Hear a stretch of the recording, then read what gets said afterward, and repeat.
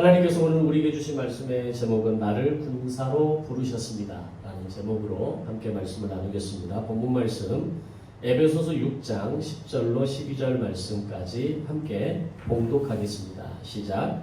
끝으로 너희가 주 안에서와 그 힘의 능력으로 강건하여지고 마귀의 간궤를 능히 대적하기 위하여 하나님의 전신갑주를 이루라. 우리의 씨름은 혈과 육을 상대하는 것이 아니요 통치자들과 권세들과 이 어둠의 세상 주관자들과 하늘에 있는 악의 영들을 상대함이라. 아멘. 에베소서는 크게 두 단락으로 이루어져 있습니다. 먼저 1장에서 3장까지 한 단락이 되어지는데 그 내용 가운데는 하나님께서 우리에게 베푸신 복음에 대해서 기록하고 있습니다. 우리가 믿고 알아야 할 복음이 무엇인지, 그리고 그 복음을 믿음으로 말미암아 기업으로 받은 하나님의 상속자의 은혜가 무엇인지를 말씀합니다. 그리고 4장에서부터 6장까지는 이제 하나님의 기업을 상속받은 자로서 어떻게 살아야 하는가, 삶의 방법과 그 내용에 대해서 기록하고 있습니다. 그래서 에베소서 4장 1절을 보면 그 시작하는 말씀에 부르심을 받은 일에 합당하게 행하라 라는 말씀으로 시작됩니다. 즉 복음을 아는 자들이 이제는 어떻게 살아야 할 것인지, 그것은 바로 합당하게 행하는 삶으로 사는 것이라는 것을 말씀하는 겁니다. 부르심을 받은 일에 합당하게 행하는 것에 대한 내용이 4장에서 6장까지 구체적으로 기록되어 있고, 우리는 그 내용을 지난주까지 함께 살펴보았습니다. 내용을 정리하면 두 가지로 요약할 수 있는데, 하나는 사역적인 측면에서 이야기하고 있고 또 다른 하나는 성품적인 측면에서 말씀하고 있었습니다. 에베소서 4장 3절을 보면 하나님이 하나 되게 하신 것을 힘써 지키라 라고 말씀하셨죠. 이건 사역적인 측면입니다. 즉 우리에게 내려주신 중요한 사역이 하나님이 하나 되게 하신 것을 힘써 지키는 것이 오늘 우리가 부르심에 합당한 삶으로 살아가는 첫 번째 영역이라는 겁니다. 하나님이 하나 되게 하신 것이 뭐가 있었습니까?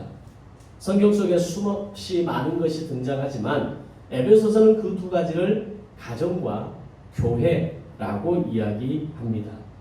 가정은 두 사람을 하나 되게 하신 것이고, 교회는 다른 많은 사람들을 불러서 하나 되게 하신 것이기 때문입니다. 그래서 이 두 가지를 반드시 지켜내라고 말씀하시면서 이것이 내가 너희에게 준 사역이다 라고 말씀하신 겁니다. 자, 그렇다면 이 지키라는 말 안에는 어떤 의미가 숨겨져 있는 걸까요? 아무도 공격하지 않거나 아무도 관심이 없는데 그것을 지켜내라고 말하지는 않습니다. 따라서 이 지키라는 말 안에는 이 두 가지, 즉 가정과 교회를 끊임없이 파괴하려는 세력이 있다는 것이고, 그 적으로부터 지켜내는데 그냥 적당히 지켜내서 지켜낼 수 있는 게 아니라 힘써 지켜내야만 지킬 수 있다라는 것이 이 한 문장 안에 다 포함되어 있는 말이라는 겁니다. 이제 오늘부터 몇 주에 걸쳐서 하나님이 하나 되게 하신 것을 파괴하려고 하는 대적이 무엇인지, 그리고 구체적으로 그들은 어떤 세력들인지에 대해서 앞으로 살펴보는 시간을 가지게 될 것입니다. 자, 그리고 이제 하나님께서 에베소서를 통해 말씀하시는 것이 사역적인 측면이 있었다면, 두 번째는 성품적인 측면에서 말씀하신다라고 말씀드렸습니다. 그 말씀이 에베소서 5장 1절을 시작하면서 이렇게 말합니다. 사랑을 받는 자녀같이 너희는 하나님을 본받는 자가 되라. 이게 바로 성품의 측면입니다. 즉 하나님의 성품을 그대로 받아서 그것을 내가 모델링, 롤 모델으로 삼아서 그것을 이루는 삶을 살아가는 겁니다. 이 말씀이 의미하는 것은 우리가 아무리 하나님께서 말씀하신 대로 내게 주신 이 가정과 교회를 힘써 지키려 할지라도 그것이 가능해지도록 하기 위한 방법이 있는데, 그것은 바로 하나님을 본받는 자가 되어야만 가능하다라는 겁니다. 예를 들어서 우리가 이런 결심을 했다고 칩시다. 말씀을 듣고 나서 야, 이제는 내가 그렇게 살아야 되겠다. 이제 내가 그 말씀을 대로 내게 주신 감동대로 내게 주신 은혜대로 내가 이번 한 주간은 그렇게 살아내야겠다. 다 그런 결심들은 한 번 이상 하지 않습니까? 나의 자녀들에게도 내가 좋은 부모가 돼야지. 나의 부모님에게도 내가 좋은 자녀가 돼야지 라고 결정을 하게 됩니다. 더 나아가서 나의 이웃들과 내게 붙여주신 모든 사람들에게도 그들을 사랑하고 섬기고 베푸는 삶을 살겠습니다 라고 결심하고 또 결심을 더합니다.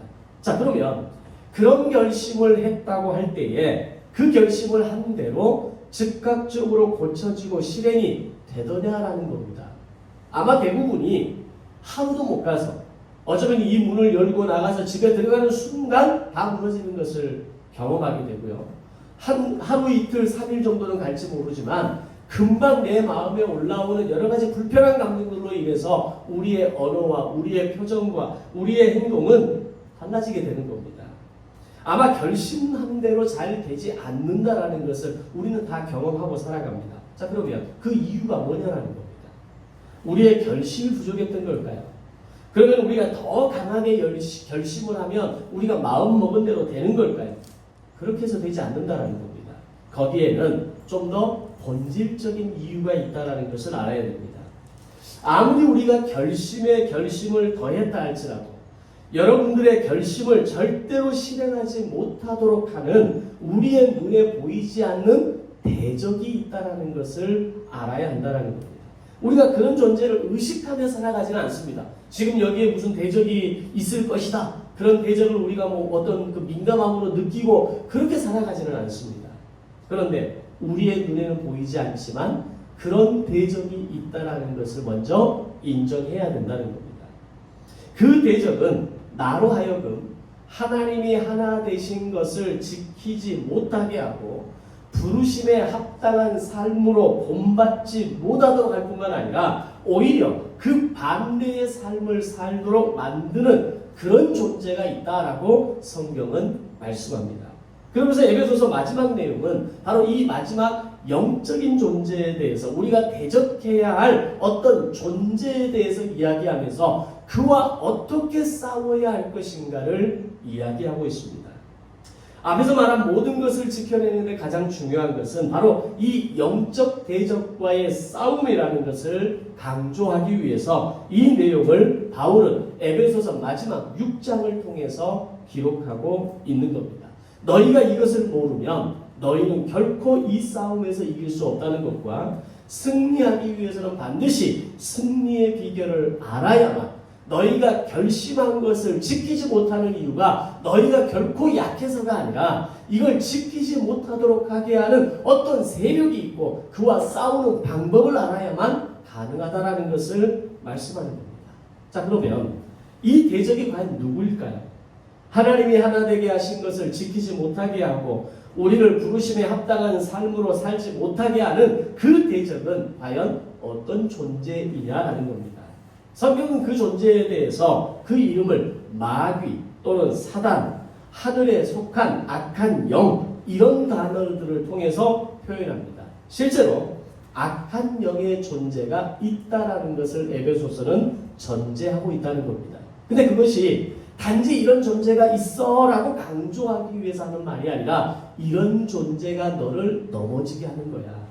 이런 존재가 너를 말씀을 지켜내는 삶을 살지 못하도록 만드는 거야. 이 존재와의 싸움을 네가 이해하지 못하면 너는 절대로 오늘 이 에베소서에서 말하는 하나님이 하나 되게 하신 것을 지키는 걸 할 수 없어 라는 말씀을 하고 있는 겁니다. 이제 그 악한 영과의 싸움에 대해서 본격적으로 언급합니다. 본문 12절 말씀을 보면 우리의 씨름은 이라고 말합니다. 우리가 보통 생각하는 씨름은 우리 지금 씨름 선수들은 사실 전혀 제가 알지 못해서 강호동이나 옛날에 이만기 같은 한참 그 씨름의 전성기가 있었던 시대에 날렸던 이름들이 그런 이름들이잖아요. 우리가 생각하는 씨름은 그런 겁니다. 사파 붙잡고 상대를 먼저 넘어뜨리거나 몸의 어떤 신체 일부가 땅에 닿게 만드는 것, 모래판에 닿게 만드는 것, 그게 우리가 생각하는 씨름이죠. 그런데 성경이 말하는 씨름은 우리가 이렇게 일반적으로 이해하는 씨름과 조금 다릅니다. 헬라 시대의 씨름은 일종의 데스매치 게임이었습니다. 즉 누군가 한 사람이 죽을 때까지 끝까지 가는 격투기 일종의 경기를 바울이 이 씨름이라는, 우리말로 번역할 때 씨름이라는 단어를 사용했다는 겁니다. 단순하게 삿발을 붙잡고 넘어뜨리는 그런 정도의 씨름이 아니라 격투기 그 이상의 씨름을 이야기하는 거고, 살상이 동원되고 다른 한 명이 완전히 죽을 때까지 그를 향해서 싸움이 바로 씨름이었다는 겁니다. 즉 바울은 이 악한 영의 존재를 언급하면서 우리 그리스도인의 싸움은 악한 영과의 싸움을 하는 것인데, 그 씨름은 누군가 한쪽이 쓰러질 때까지 싸우는 데스매치였다는 겁니다. 즉 사단은 우리가 다시는 일어나지 못하도록 절망 속에서, 낙심 속에서, 실패와 좌절 속에서 나는 더 이상 삶의 의미가 없어, 내가 더 이상 할 수 있는 게 없어 라고 하는 그 마지막 죽음의 상태에 내몰리기까지 우리를 끊임없이 공격한다는 겁니다. 바꿔 말하면 우리가 악한 영과의 싸움을 해나갈 때 그 악한 영을 완전히 끊어내고 내 안에서 몰아내고 이제는 성령의 음성과 성령의 감동과 그 은혜 가운데 살겠습니다라고 하는 이 단계까지 가기까지는 싸움은 끝나지 않는다라는 겁니다. 그러면 그 씨름이 얼마나 치열했을까요? 상대를 쓰러뜨리고 죽이기 위해서 아마 모든 방법을 동원했을 겁니다. 사단이 그렇습니다. 사단은 우리를 무릎 꿇게 만들기 위해서, 우리를 절망하게 만들기 위해서, 우리는 다시는 일어나지 못하도록 만들기 위해서 완전히 지근지근 밟아서 우리를 철저하게 무너뜨리기 위한 모든 방법을 다 동원한다는 겁니다. 바로 사단, 마귀, 악한 영이라고 불리워지는 이 대적의 존재가 우리를 향해서 집요하게 그렇게 싸움을 거는 존재이며, 그들은 내가 쓰러지고 나가 떨어질 때까지 우리를 공격하는 존재라는 겁니다. 그래서 우리가 늘 넘어지는 겁니다. 그래서 우리가 은혜를 받았다고 이야기하고, 내가 이제는 이렇게 살아야 되겠다라고 이야기하고, 내가 이렇게 결심해 보겠습니다 각오를 하지만, 우리가 상대해야 하는 대적들은 그저 심심풀이 장난으로 하는 것이 아니라 데스매치로 싸움을 걸어오기 때문에 그들을 당해내기가 쉽지 않은 겁니다. 그래서 우리가 예배 후에 남아서 함께 말씀을 나눌 때 그 말씀 속에서 우리가 도전을 받기도 하고 내가 그렇게 살겠습니다까지 내뱉기는 하지만 실제 삶 속에서 그것을 이루어내고 그것을 살아내는 사람은 적지 않습니다. 이걸 이해하면 그리스도인이 된다는 것이 무엇인지 우리는 다시 깨닫게 됩니다. 우리가 그리스도인이 된다는 걸 좀 착각하는 것 중에 하나가 뭐냐면, 그리스도인이 되는 것을 단지 예수 믿고 천국 가는 존재가 된다라는 정도로만 생각하고 있다는 겁니다. 그런데 실제로 그리스도인이 된다는 것은 그 정도의 것을 이야기하는 게 아닙니다. 그 정도의 악랄하고 집요한 대적들을 상대하기 위한 그리스도의 군사로 징집되었다라는 것을 의미합니다. 그래서 마태복음 6장 오늘 보면 2부를 보면 굉장히 실제적인 무기들이 등장합니다. 방패가 등장하고 갑옷이 등장하고 내 몸을 막아내는 어떤 그런 도구를 비롯해서 공격용 무기를 통해서 이 싸움이 얼마나 철저하게 준비되어져야 하는가를 이야기합니다. 다시 말하면 너희가 이제 그리스도인이 되었다라는 말은 불행 끝, 행복 시작이라는 말처럼 팔자 폈다는 이야기가 아니라는 겁니다. 이제는 하나님과 한편이 되어서 저 집요하고 악랄한 대적과 싸우는 군인으로 부름받은 존재가 되었다라는 것을 말씀합니다. 여기에는 나는 아직 나이가 어리니까 군인이라고 할 수 없고, 나는 이미 늙어서 힘이 없는 노인이니까 그럴 만한 힘이 없다고 말하면 가만히 앉아서 지켜보게 놔두지 않는다라는 겁니다. 적당히 나를 봐주는 그런 게 없다는 이야기입니다. 어린아이가 됐든지 노인이 됐든지 젊은이가 됐든지 그들을 향한 집요한 공격으로 우리를 무너뜨리기 위한 이 사단의 전략은 여지없는 것이고, 그것에 대해서 맞서 싸워야 하는 그리스도인의 군사가 되는 것, 그것이 바로 그리스도인이 된다는 것을 의미하는 겁니다. 따라서 내가 그리스도인이 되었다는 것은 무조건 이 싸움을 하도록 부름받은 존재가 되었다는 것을 알아야 합니다. 마귀, 사단과 같은 대적들은 어린아이라고 봐주지 않는다는 겁니다. 힘없는 노인이라고 봐주지 않는다는 겁니다. 그걸 어떻게 할 수 있습니까? 어린아이나 노인들이 하는 말과 행동과 표정을 한번 보십시오. 우리 소희자매가 아이를 출산하고 났을 때 당분간 엄청 귀여울 겁니다. 엄청 사랑스러울 거예요. 근데 이 아이가 3살, 4살이 되면서 어느 날 세상의 말들을 배워오기 시작하고 세상의 감정들을 배워오기 시작하면 그때부터는 싸움이 시작되는 겁니다. 그 아이가 어떻게 선하다고 말할 수 있습니까?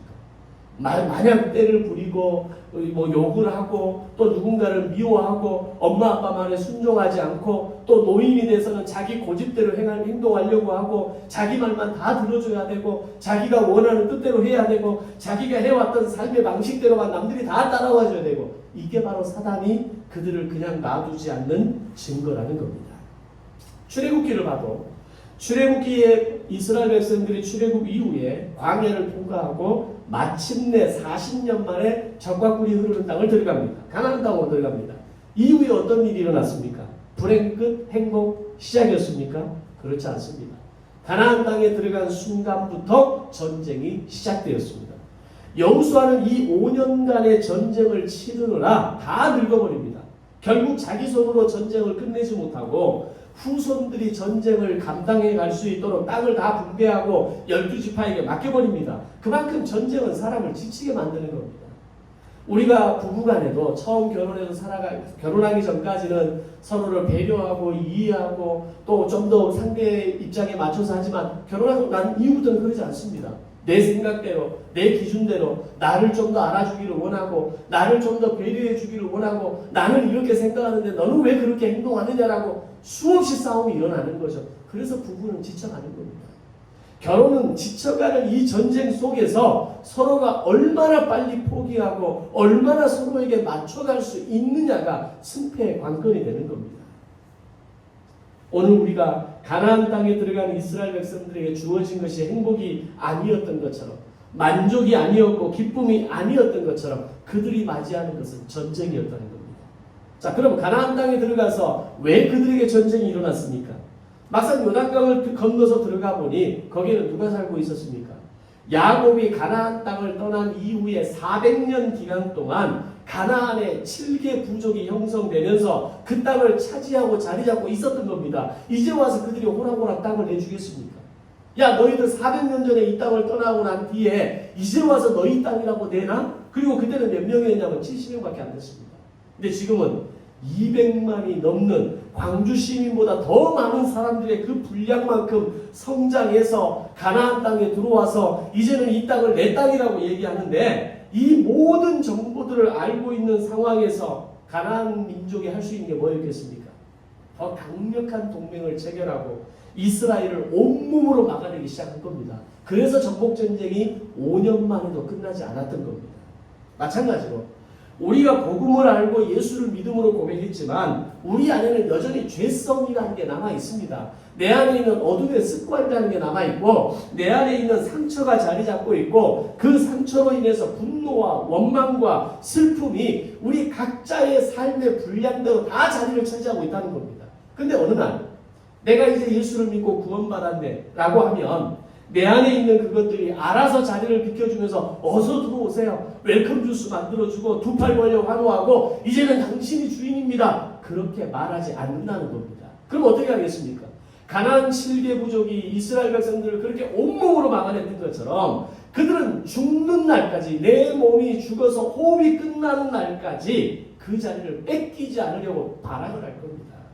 끊임없이 원망이 올라오게 만들고 상처가 덧나게 만들고 조금만 내 마음에 들지 않으면 불편한 마음이 올라오게 만든다는 겁니다. 밖에서는 성령의 음성이 들어오고 은혜가 들어와서 내가 이제는 이렇게 살아야지 결심을 거듭하지만 내 안에 이미 주인의 자리를 꿰차고 있는 그것들이 용납하지 않는다는 겁니다.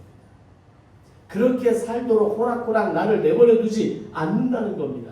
그런 내 마음에 있는 어둠의 요소들을 몰아내기 위한 소탕작전을 마칠 때 바로 그때가 진정한 그리스도인으로 성화되는 겁니다. 이 싸움이 끝나지 않으면 오늘은 그리스도인인데 내일부터는 평범한 일세상을 살아가는 한 사람에 불과한 겁니다. 어쩌면 그게 저와 여러분과 저의 모습 아닙니까? 결심 안 하는 사람 어디가 있습니까? 좋은 말씀 들으면서 은혜가 될 때 그 말씀을 들으면서 나도 그렇게 살아야지, 내 남편에게, 내 아내에게, 내 자식에게, 우리 부모에게 그렇게 해야지 라고 생각하지 않는 사람은 단 한 사람도 없습니다. 적어도 이 자리에 나와 있는 사람들은. 그런데 그런 나의 마음이 끊임없이 무너지고 절망하고 다시 원점으로 돌아가는 것, 그것은 바로 내 안에 이미 주인 노릇을 하고 있는 그 어둠과 죄성과 악함과 죄악과 상처와 절망이 나를 장악하고 있기 때문입니다. 이 원리를 모르면 어떻게 될까요? 내 안에 뭐가 있는지조차 의식하지 못하면서 화가 나면 화가 나는 대로, 짜증이 올라오면 짜증이 올라오는 대로, 원망과 절망이 올라오면 그대로 죄성과 어둠이 반응하는 대로 우리는 살아가게 되는 겁니다. 그리고 나서 뭐라고 합니까? 나는 안 돼. 하나님은 내 안에 안 계시나 봐. 하나님은 나를 도와주시지 않아. 내가 진짜 그리스도인 맞아? 이런 수많은 질문들을 스스로 자조하며 스스로에게 던지면서 결국은 믿음의 어떤 그 단계를 도달하지 못하고 포기하고 그저 그렇게 살아가는 무늬만 그리스도인이 되는 경우가 허다하게 되는 겁니다. 그러나 내가 그리스도인이 되었다는 것을 제대로 인지하는 사람은 그때부터 내 안에 있는 죄의 습관들, 내 안에 있는 죄성과 옛사람을 몰아내기 위한 소탕작전을 하나님이 나에게 맡기셨구나. 그런 나의 성품의 측면을 이루어내게 하기 위해서 나에게 그리스도인으로 부르셨구나. 나를 군사로 부르셨구나. 나는 그 명령에 충성해야 되겠다라는 생각을 하게 되는 겁니다. 자, 그런데 여기까지 가도 우리가 이 싸움에서 잘 이기지 못합니다. 이걸 이해해도 이 싸움을 이기기가 쉽지 않다는 겁니다. 왜 그런지 아십니까? 우리 안에 있는 옛사람, 죄성, 죄의 습관, 어둠의 요소라는 것들이 그들 자체만으로 움직이는 게 아니라는 겁니다. 그들 스스로가 자생해서 그들 스스로가 내 안에 있는 죄악의 양분을 빨아먹으면서 그렇게 자세가 되어서 나를 괴롭히는 것이 아니라 끊임없이 누군가로부터 지시를 받고 끊임없이 무기를 제공받고 끊임없이 그들을 부활해동하게 만드는 진짜 배후 세력이 있다는 겁니다. 그게 뭡니까? 마귀와 사단입니다. 조금 비유는 약간 좀 안 맞는 비유인데 지금 러시아와 우크라이나의 전쟁에서 이미 3년을 넘어갑니다. 러시아가 장담을 했습니다. 전쟁이 일어나면 한 달 안에 우크라이나 정복한다. 근데 3년이 지나도 지금도 여전히 지지부진하고요. 이제는 우크라이나 땅을 정복했던 땅을 후퇴해서 나가면서 수없이 많은 지뢰들을 지금 묶고 있는 작업들, 그것들을 해결하는 작업들을 지금 하고 있는 상황이에요.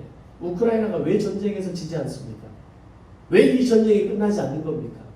끊임없이 우크라이나에게 무기를 공급하는 전 세계의 평화를 원하는 이 전쟁에 대해서 진정한 결말을 원하는 사람들이 거기에 대해서 무기를 공급하는 나라들이 있기 때문입니다.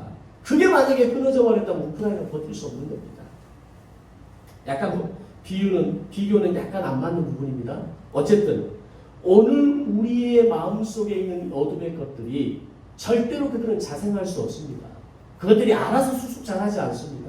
이것들에게 지시를 하고 이것들에게 무기를 제공하고 이것들에게 능력을 부여하는 것들, 그들이 바로 사단, 마귀라는 겁니다. 바로 그들은 내 안에 있는 옛사람과 죄성과 성품을 끊임없이 첨단 무기로 제공하는 영적 존재들이라는 겁니다. 마귀는 우리 안에 있는 옛사람을 선동질하고 부추겨서 결국 우리를 계속해서 무너지고 파괴시키게 하고 있는 겁니다. 그리고 무엇보다도 우리가 그들을 잘 이길 수 없는 이유는 이 세상은 이미 그들의 수중 안에 있기 때문입니다.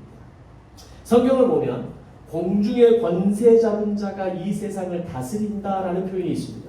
다시 말하면 주님이 다시 오시기 전까지 이 세상의 권세 잡은 자는 사단입니다. 그래서 사단이 이 세상을 마치 좌지우지하는 것처럼 보이고 그들이 절대 권력처럼 보이고 그렇게 아무렇게나 살아도 문제없는 것처럼 보여지는 겁니다. 대적들은 단지 내 안에 있는 옛사람을 건드리고 부추기는 정도가 아니라 세상이 이미 그들의 수중에 들어가 있기 때문에 그 힘이 결코 만만치 않은 겁니다. 그만큼 그들은 강하고 크고 두려운 존재가 분명합니다.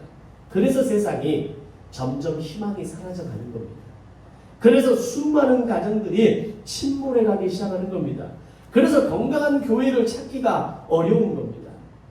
자, 여러분, 마귀가 여러분의 가정을 침몰시키는 이유가 뭘까요? 하나님이 하나 되게 하신 것이기 때문에 타켓 넘버 원이 되는 겁니다.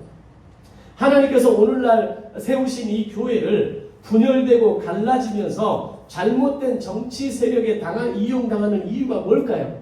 하나님이 하나 되게 하신 것을 지키기 위해서 우리가 지켜야 하는 타켓 넘버 2가 되는 겁니다.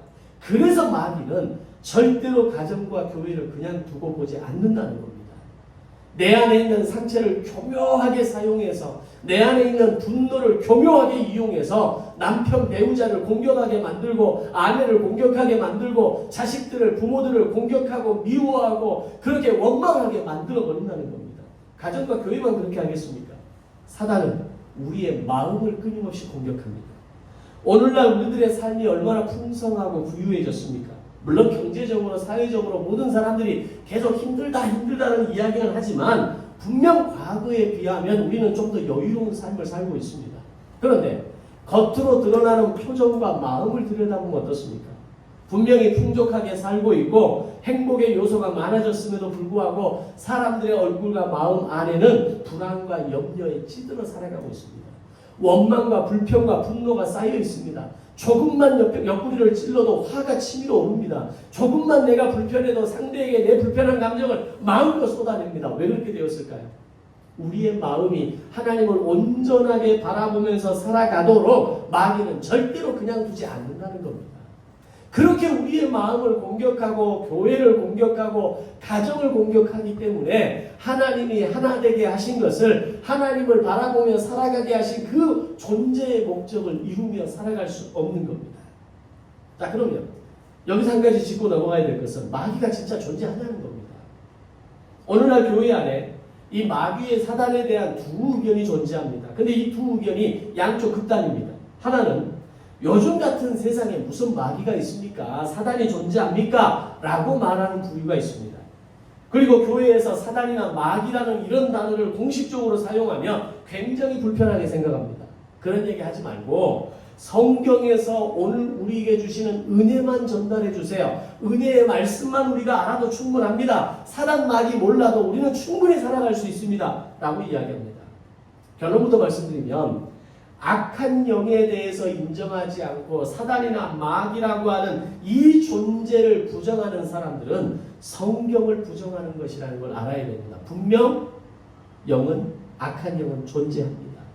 사단과 마귀의 악한 영은 분명히 존재합니다. 우리의 눈으로 볼 수 없을 뿐이지 그것이 우리에게 직접적으로 뭔가 가해를 하지 않을 뿐이지 그 어둠의 악한 영은 우리의 삶을 호시탐탐 노리면서 가정을 무너뜨리고 교회를 무너뜨리고 내 마음을 무너뜨리려고 하는 존재로 분명히 존재한다는 겁니다.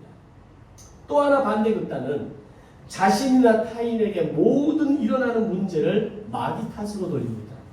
마귀에게 원인이 있고 사단이 그 안에 들어왔고 그가 귀신 들렸다라고 이야기하면서 그렇게 몰아가는 사람들도 많이 있습니다. 이런 사람들은 병이 들어도 마귀 때문이라고 말하고 갑자기 안 좋은 일이 생기는 것도 마귀 때문이라고 말합니다.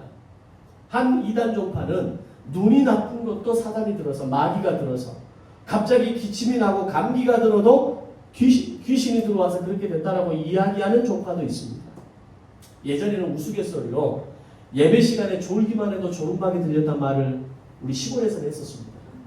시험에 들면 시험막이 들렸다는 말도 했었습니다. 근데 그게 농담처럼 하는 말이지만 사실은 기반에 깔려있는 정신이 그겁니다.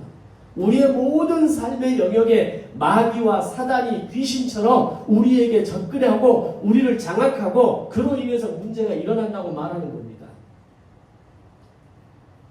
이 부분에 대해서는 하나만 예를 들어보면 우리가 예배 시간에 조는 이유는 딱 둘 중에 하나입니다. 첫째는 그냥 피곤해서 자는 거죠. 전날 무리를 했거나 지난밤에 제대로 잠을 못 잤거나 주일 아침에 일찍 일어나면서 그 시간에 잠이 몰려왔을 뿐입니다. 그나마 이건 다행입니다. 두 번째 이유는 영적 우선순위가 바뀌었기 때문입니다. 예배에 나의 우선순위가 있는 것이 아니라 다른 우선순위의 마음에 빼앗기면서 이 시간 예배 가운데 앉아있기는 하지만 머릿속으로는 수없이 그 생각들을 하고 있는 겁니다. 예배 시간에 앉아있긴 하지만 다른 생각을 하고 있고 다른 곳에 가 있고 마음이 다른 곳에 가면 졸음이 오게 되어 있는 겁니다. 저희 교회 예배는 주일 예배가 거의 40분 50분 설교를 제가 합니다. 한참 딴 생각을 하고 왔다가 다시 와도 설교가 끝나지 않았을 때가 아마 많을 겁니다. 그때부터는 말씀이 이해가 안 되면서 다시 졸음이 오기 시작하는 겁니다. 만약 내가 조는 이유가 생활 패턴 문제라면 조금 바꾸면 되지만 조는 이유가 두 번째라면 이건 문제가 되는 겁니다. 근데 분명한 것은 그것이 마귀 귀신 때문은 아니라는 겁니다. 정확히 이 원인을 분석하고 정확히 오늘 이 성경에서 말하고 있는 악한 영에 대한 존재, 그들이 하는 일이 무엇인지, 그들이 구체적으로 나의 가정과 교회와 내 마음을 무너지게 하는 것이 무엇인지를 우리는 이해해야 합니다. 자, 그러면 왜 우리 안에 이런 비정상적인 신앙의 모습이 만들어졌을까요? 왜 이 양쪽 극단의 어떤 신앙의 모습으로 만들어졌을까요? 그것은 신학이 건강하지 않기 때문에 신앙이 부정적으로 비정상적으로 자리 잡은 겁니다. 예수를 믿는다고 하면서도 복음을 모르고 복음이 우리에게 어떤 의미인지 모르니까 내 안에 그리스도가 내 안에 있다는 게 어떤 의미인지도 모르고 주 안에서 하는 말이 무슨 말인지를 모르니까 이런 감정과 무속신앙이 짬뽕된 채로 살아가고 있는 겁니다. 그 대표적인 예가 계속해서 밝혀지고 있는 김건희의 주술정치 아래에서 대한민국이 이 사태까지 온 것 아닙니까? 더 안타깝고 화가 나는 것은 그와 윤석열을 따르고 찬양하는 이 어리석은 사람들 가운데 상당수가 어그러진 기독교의 성도들이라는 겁니다. 신학이 없는 겁니다. 그 안에 신앙이 자리 잡아야 되는데 그냥 무조건 목사가 하는 말대로 따라야 되고 목사가 말하는 것이 정답이고 목사가 하는 말이 진리고 이런 잘못된 신앙 속에서 신앙생활을 하니까 대한민국이 이 지경까지 오는 겁니다. 분명한 것은 사단 마귀는 존재합니다. 그러나 그들의 존재에 대해서 우리가 제대로 알아야 우리는 마귀를 대적할 수 있는 겁니다. 다시 본문으로 돌아와서 11절 말씀을 보면 마귀의 관계를 대적하라 라고 말씀합니다. 관계의 뜻은 속임수와 교묘함이라는 뜻의 합성어입니다. 속이는데 그냥 속이는 게 아니라 교묘하게 속인다는 겁니다. 사단이 우리를 공격할 때 그냥 대충 우리를 공격하지 않습니다. 교묘하게 속입니다. 그럴듯하게 속입니다. 그렇게 하면 내일부터 잘하면 될 거라고 우리를 속입니다. 마귀는 인간의 보편적 수준 이상으로 우리에게 다가오기 때문에 마귀가 우리에게 다가와도 우리는 구별이 잘 안 됩니다. 이렇게 교묘하게 우리에게 다가오는데 그 대적들과 싸우기 위해서 필요한 게 뭐겠습니까? 이 해결책으로 바울은 대적들과 싸우기 위해 하나님의 전신갑주가 입어야 한다라고 말하는 겁니다. 전신갑주에 대해서는 앞으로 몇 주 동안 다루려고 하는 말씀이기 때문에 자세한 내용은 그때 나누기로 하고 오늘은 본문 12절에 나오는 내용으로만 결론을 맺어보려고 합니다. 12절을 보면 이렇게 말씀합니다. 우리의 싸움은 혈과 육을 상대하는 것이 아니라 어둠의 주관자들과 하늘에 있는 악한 영들을 상대하는 것이다 라고 말씀합니다. 자, 그러면 여기서 혈과 육은 뭘 의미하는 걸까요? 바로 사람입니다. 즉 우리가 싸워야 할 대상은 사람이 아니라 악한 영들, 다시 말해서 사단 마귀와 싸우기 위해서 우리를 부르셨다는 겁니다. 근데 우리는 실제로 누구랑 자꾸 싸우려고 합니까? 사람과 싸우려고 하는 거죠. 그 사람이 나에게 말을 함부로 해서 싸우고 내 마음을 불편하게 했다고 싸우고 나를 무시하거나 나에게 배려하지 않았다고 해서 우리는 싸우기 시작합니다. 근데 성경은 오늘 우리의 씨름은 혈과 육, 즉 사람과 싸움을 하는 것이 아니라 너희는 좀 더 수준 높고 본질적인 싸움을 하는 사람이 되어야 한다라고 이야기합니다. 왜? 그리스도인이기 때문에. 그리스도인이 되기 전에는 사람과 싸웁니다. 배우자와 싸우고 옆집 사람과 싸우고 내 이웃과 싸우고 끊임없이 싸웁니다. 그런데 그리스도인이 되고 나서부터는 이제는 우리의 싸움은 혈과 육 사람과의 싸움이 아니라 악한 영과의 싸움이 되어야 한다라고 성경은 말하는 겁니다. 다시 말하면 사람과 싸우기 위해서 나를 부르게 하신 것이 아니라 악한 영들과 싸우기 위해서 부르심을 받은 훈련된 수준 높은 군사라는 것을 알아야 됩니다. 만약에 내가 그리스도인이 되었음에도 불구하고 여전히 자꾸 사람과 싸우려고 한다. 자꾸 어떤 사람만 보면 그 어떤 모습만 보면 그가 하는 행동만 보면 자꾸 불편한 마음이 올라와서 싸우려고 한다. 나는 지금 수준 낮은 군사입니다. 수준 낮은 그리스도인입니다. 그런데 좀 나하고 달라도 좀 내가 생각한 것과 달라도 내가 결정한 것과 달라도 내가 살아왔던 모습과 달라도 그럴 수 있겠지. 아, 저 사람은 그렇게 하는구나. 저렇게 결정했구나. 저게 저 사람의 삶이구나. 그게 맞다 틀리다를 이야기하는 진짜 목숨을 이야기하는 수준의 주제만 아니라면 얼마든지 이해하고 기다리고 배려하고 그럴 수 있는 마음을 가진 사람이 수준 높은 군사라는 겁니다. 마귀의 관계라는 말을 조금 더 이해하기 쉽도록 하기 위해 마태복음과 요한계시록에 있는 말씀을 가져와서 좀 더 설명하겠습니다. 먼저 계시록 12장에 보면 사도 요한이 환상을 하나 보게 되는데 환상의 내용은 한 여자가 출산일을 앞두고 있는 상황에서 너무 힘들어하고 괴로워하고 고통스러워하는 모습을 묘사합니다. 근데 그 옆에 보면 또 다른 존재가 하나 등장하는데 그 존재는 머리가 7개인 붉은 용 한 마리가 그 해산을 앞두고 있는 여인 옆에 기다리고 있는 겁니다. 이 용이 거기에 있는 이유는 여자가 출산을 하면 여자가 낳은 아이를 삼키기 위해서 기다리고 있다라고 요한계시록은 기록합니다. 그리고 계시록 12장 5절을 내려가면 그 여자가 낳을 아이는 만국을 다스릴 아들이다. 그리고 9절을 보면 그 아이를 삼키려는 붉은 용에 대해서는 곧 마귀라고 사단이라고 이야기를 하고 있습니다. 자, 그럼 계시록 12장이 말하고 있는 내용은 어떤 의미일까요? 여자가 낳은 아이는 예수 그리스도를 의미합니다. 용은 사탄, 마귀의 세력을 의미합니다. 즉 계시록 12장은 예수님의 탄생에 대해서 이렇게 희극적으로 묘사하고 있는 겁니다. 자, 이걸 그대로 가지고 마태복음 12장을 보면 예수님이 태어나실 때 왕은 헤롯이었습니다. 13절을 보면 헤롯이 아기를 찾아 죽이려고 하니 라고 기록합니다. 즉 마태복음과 계시록이 동일한 사건을 기록하면서 예수님이 태어나실 때 예수님을 죽이려는 세력들이 헤롯과 그의 일당들이 있었다라는 말씀을 하는 겁니다. 그러면 마태복음에서는 사단이 헤롯을 상징하고 계시록에서는 용이 사탄을 상징하는 겁니다. 성경은 왜 이렇게 한 가지 사건을 다르게 표현하는 걸까요? 그것이 의미하는 것은 뭘까요? 예수님이 죽이려고 하는 세력, 예수님을 죽이려고 하는 세력은 겉으로 보면 헤롯이지만 그 헤롯을 조종하고 움직이는 다른 진짜 세력이 있다는 겁니다. 헤롯은 우리의 눈에는 원수같이 보이지만 그도 하수인에 불과하다는 겁니다. 그 뒤에는 헤롯을 조종하고 헤롯을 이끌고 헤롯을 미혹하고 헤롯을 유혹하는 존재, 즉 사단이 있다는 겁니다. 자, 우리가 헤롯이 한번 내보겠습니다. 당시 헤롯이 예수님을 죽이려고 했는데 헤롯은 자신이 마귀에게 조종당하고 있는 것을 알았을까요? 몰랐을까요? 당연히 몰랐겠죠. 인지하지 못했을 겁니다. 헤롯은 부하들을 통해서 아기가 태어난다는 소문을 들었습니다. 그리고 그 아기가 왕이 된다는 소문을 들었습니다. 그 순간 자기의 자리를 빼앗기지 않기 위해서 그때 그가 선택한 건 뭐냐? 마귀가 넣어준 생각을 받아들이면서 본능적으로 이 아이를 찾아 잡아 죽여야겠다는 생각을 하게 된 거죠. 이게 오늘 우리의 마음, 오늘 나의 감정, 나의 상처, 내 안에 올라오는 수없는 부정적인 감정을 이해하는 가장 정확한 이해입니다. 물론 동일하게 성령도 끊임없이 우리의 생각 속으로 들어오셔 말씀하십니다. 너 이렇게 해야 되지 않겠냐? 너 이럴 때는 이런 걸 결정해야 되지 않겠냐?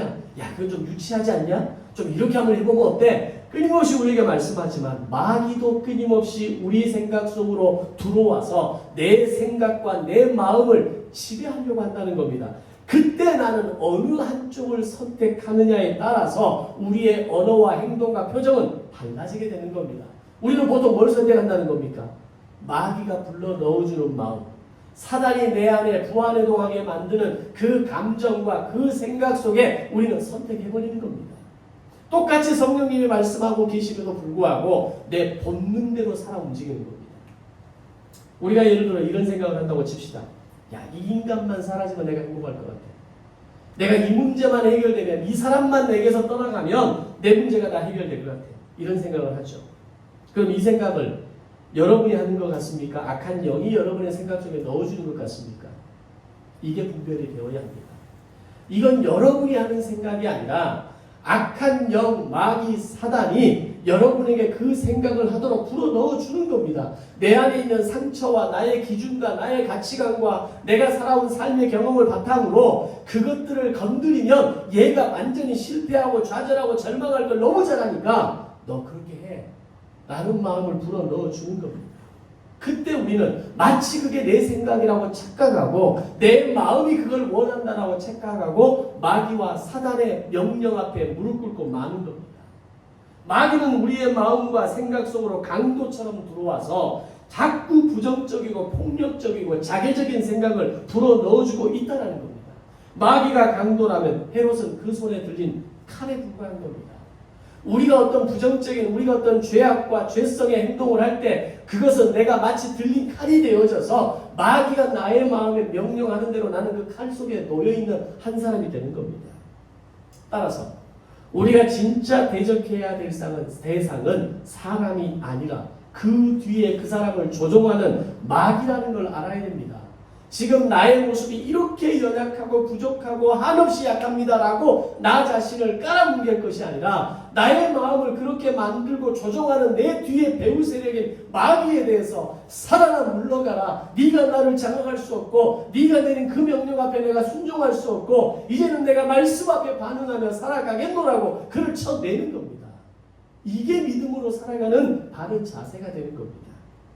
마귀가 내 마음속에 부정적인 생각을 놓을 때 우리는 그 자리를 뛰쳐나올 수 있는 용기 있는 행동을 할 수 있어야 되는 겁니다. 그런데 우리는 어떻게 합니까?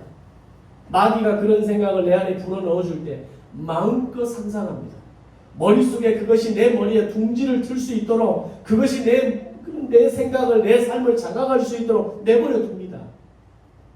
예를 들어 이런 겁니다. 우리의 머리 위를 날아다니는 새는 우리가 막을 수 없습니다. 마귀가 사단이 불러 넣어주는 부정적인 생각, 감정 어떻게 그걸 다 막아냅니까? 그런데 그 새가 내 머리 위에 둥지를 틀려고 할 때 우리를 막아낼 수 있습니다. 떠나가라. 나는 네 생각에 동의할 수 없다. 나는 네가 나에게 불러주는 그 마음과 그 감정과 그 상처 가운데 나는 놀아나지 않겠다. 너는 떠나가라 라고 물리칠 수 있어야 한다는 겁니다. 자, 그렇다면 여러분은 누구와 싸워야 될까요? 이제 여러분은 누구와 싸워야 됩니까? 사람이 아니라 마귀입니다. 여러분들 앞을 가로막고 있고 여러분들 불행하게 만드는 어떤 사람 하나 제거한다 해서 모든 문제가 해결되는 게 아니라는 겁니다. 헤롯 하나를 제거하면 더 강한 헤롯이 내 인생 앞에 다가옵니다. 처음에는 헤롯이 한 마리였는데 다음에는 그게 지나가니 헤롯 5마리가 오는 겁니다. 그걸 정면 돌파해서 뚫어내지 못하면 끊임없는 내 인생의 영적 헤롯이 나에게 다가와서 나를 무너지게 만들고 나를 절망하게 만든다는 겁니다. 그렇다면 문제 하나 해결하는 것이 중요한 것이 아니라 그 문제를 만들어내고 끊임없이 내 마음을 공격하고 나를 넘어뜨리려고 하는 사단 마귀를 대적하고 그를 물리쳐야 한다는 겁니다. 여기에 밀대 비밀이 있는 겁니다. 근데 우리는 늘 실패했어요. 늘 제가 부족해요. 약해요. 라고 말하면서 우리는 그 사단의 배후 세력 앞에 늘 동조하고 살아가는 겁니다. 그러면 우리는 어떻게 살아가고 있습니까? 분명히 마귀의 관계를 대적하라, 싸우라 라고 말씀하셨는데 우리는 자꾸 헤롯하고만 싸우려고 하는 겁니다. 남편하고만 싸우려고 하고 아내하고만 싸우려고 하고 자식하고만 싸우려고 하고 내 부모하고만 싸우려고 하고 내게 붙여주신 믿음의 소중한 동역자들하고만 싸우려고 하는 겁니다. 그런데 오늘 본문은 뭐라고 하냐? 너희의 싸움은 혈과 육에 대한 것이 아니고 우리의 싸움의 대상은 사람이 아니고 마귀라고 분명히 말씀하고 있다는 겁니다. 그런데 이 말씀을 제대로 소화하지 못하면 우리는 평생 신앙생활을 하는 동안 단 한 번도 마귀와 싸워보지 못하고 매일매일 옆에 있는 사람과 싸우다 가는 인생이 되고 마는 겁니다. 하나님은 우리를 부르실 때 내게 붙여주신 배우자하고 싸우라고, 부모 자녀가 싸우라고, 나의 동역자와 싸우라고 나를 부르신 것이 아니라는 걸 알아야 됩니다. 그들을 바라보면서 불편한 마음이 올라오십니까? 내 안에 불편한 마음이 올라오게 만드는 것이 마귀라는 것을 알아야 됩니다. 그 아이의 그 모습을 불편하게 모습으로 만드는 것이 그 뒤에 배후 세력이 마귀가 있다는 걸 알아야 됩니다. 그 아이가, 그 사람이 그 영적인 어둠의 세력을 끌어낼 수 있도록 우리는 기도하고 그와 함께 이 문제를 풀어가야 됩니다. 디모데후서 2장에 보면 성도를 그리스도의 좋은 군사라고 말합니다. 좋은 군사는 어떤 군사입니까? 적과 아군을 정확하게 구별하는 게 좋은 군사 아닙니까? 아무리 총을 잘 쏘고 아무리 무술에 능통해도 아군과 적군을 구별하지 못하면 그 자체가 무서운 무기가 되는 겁니다. 그 예가 광주 민중항쟁이고 이번 12.3 계엄 내란 사태 아닙니까? 특전사로 부름받은 이들이 민간인들에게 총질을 했고 그들을 잡아가두고 고문했기에 그들의 행위는 어떤 경우에도 정당화될 수 없는 겁니다. 다행히 이번 계엄에는 의식이 있는 소수의 좋은 군인들이 있었기에 그들의 작전 명령은 최소화되어 수행되었고 그나마 다행인 겁니다. 근데 만약에 계엄이 성공했다면 어떻게 됐을까요? 그 소수마저도 결국 명령에 가담하게 됐을 것이고 제2의 광주 민중항쟁은 다시 서울에서부터 시작됐을 겁니다. 영적 전쟁도 마찬가지입니다. 어떤 사람이 나에게 어떤 악한 짓을 했다 할지라도 그는 하수인에 불과하다는 걸 우리는 인지해야 됩니다. 그러면 적어도 그 사람에 대한 미움은 거둘 수가 있는 겁니다. 그를 어렵게 만들고 그들을 절망하게 만들고 그를 저렇게 살아가게 만드는 어둠의 하수인이 그 뒤에 있다는 거, 어둠의 세력들이 그 뒤에 있다는 거, 그는 단지 하수인에 불과하다는 것을 인정하게 되면 그가 불쌍하게 보여지는 겁니다. 그래서 예수님께서 십자가에서 못 박이실 때 이렇게 말씀하시죠. 저들이 무슨 짓을 하는지 알지 못합니다. 하나님 저들을 불쌍히 여겨 주옵소서. 바로 그들 뒤에는 사단 마귀가 있었고 그 소리에 반응하는 어리석음을 저지르고 있다는 것을 예수님은 알고 계셨기에 자기의 손과 발이 다 찢기고 박히는 그 상황 앞에서도 저들을 위해서 긍휼을 강구할 수 있었던 겁니다. 왜 우리가 용서가 안 됩니까? 왜 긍휼히 여기면 안 됩니까? 왜 그에 대한 기다림과 그에 대한 배려와 그에 대한 여유를 가지지 못하는 이유가 뭡니까? 그에 대한 미움이 있기 때문입니다. 그 사람에 대한 그 상황에 대한 그 원망이 그 안에 있기 때문입니다. 근데 그마저도 나마저도 사단의 배후 세력으로 인해서 내가 이런 생각을 하고 그가 그런 행동을 하고 그런 삶이 우리에게 있다는 걸 인정하게 되면 나의 진짜 대적은 사단이고 마귀고 악한 영이라는 걸 알게 되면 우리의 삶을 살아가는 태도와 자세는 달라지게 되는 겁니다. 이런 영적 비밀을 모르면 우리는 평생을 살아가면서 사람들에게 총질합니다. 언어와 행동과 표정으로 사람들에게 칼을 찔러대기 시작합니다. 지금까지 그렇게 살아오셨듯이 앞으로도 그렇게 살아가시겠습니까? 이제 오늘 본문을 관통하는 질문을 제가 드리고자 합니다. 여러분들은 지금까지 누구와 싸우면서 살아오셨습니까? 헤롯입니까? 마귀입니까? 사람입니까? 사단입니까? 만약 여러분들이 예수 믿는 사람이라고 말하면서 신앙생활을 하는 사람이라고 말하면서 평생을 사람과 싸워 오셨다면 여러분들은 아무리 신앙생활을 오래 했다 할지라도 여러분의 신앙은 어린아이 신앙입니다. 교회 안을 들여다보면 부르심을 받고 하나님의 군사로 하나님과 한편이 되어서 마귀를 소탕하기 위한 작전 수행을 함께하는 분들도 분명히 있습니다. 그런데 많은 사람들이 자기 자신도 지키지 못하고 불평과 불만과 낙심 속에서 상처 입은 채 어린아이처럼 울고 있는 교인들이 허다하게 많다는 겁니다. 여러분들은 어디에 속합니까? 수준 높은 군사 같은 그리스도인입니까? 아니면 여전히 내 상처 때문에 내 안에 있는 부족함 때문에 내 마음대로 채워지지 않은 그 무엇가 때문에 울고 앉아있는 어린아이입니까? 교회를 얼마나 다녔냐가 중요한 게 아니라 지금 나는 누구와 싸우냐가 중요한 겁니다. 설교를 잘 듣고 있는 게 중요한 게 아니라 설교를 들으면서 내가 싸워야 할 대상이 누구인지를 분명하게 아는 것이 진짜 성경을 잘 읽는 것이고 설교를 제대로 잘 듣는다는 것을 알아야 합니다. 우리의 영성을 자라게 하는 결정적인 열쇠는 악마와의 싸움을 많이 한 사람일수록 믿음의 영성은 자라납니다. 사람과의 싸움을 많이 한 사람일수록 유치한 인생이 되고 어른이 아닌 노인으로 늙어가면서 모두를 나의 원망의 대상으로 삼고 살아가는 겁니다. 우리 주변에 그런 노인들이 있다면 얼마나 불쌍합니까? 늘 입만 열었다면 원망 불평.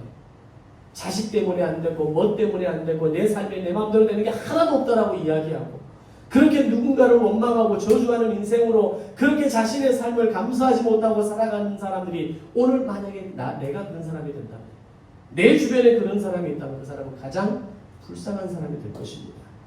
여러분은 사람과 싸우시겠습니까? 아니면 그 배후에 있는 사단 마귀 악한 영적 존재와 싸우시겠습니까?